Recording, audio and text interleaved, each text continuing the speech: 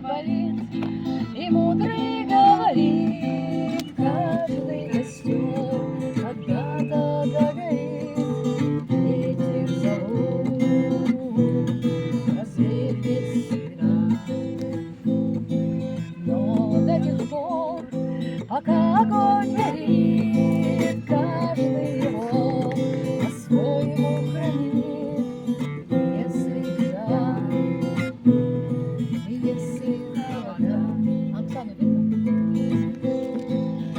Расточена, жгут ветва и льва, и берегут силы и дрова.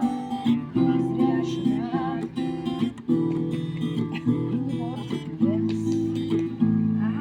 Но иногда найдется вдруг чудак, этот чудак сделает не так.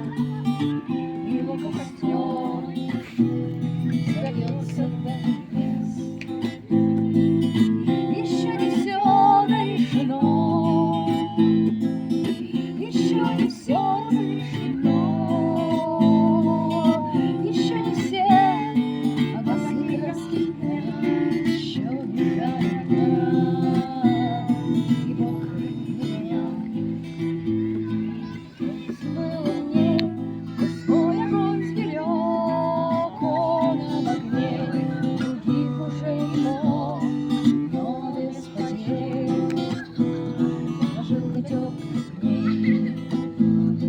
А ты был неправ и все свалил за час, и через час большой огонь угас. Но в этот час оставься ты. Еще не все решено, еще не все решено, еще не все мысли распятя, еще не жаль огня, и Бог хранит меня.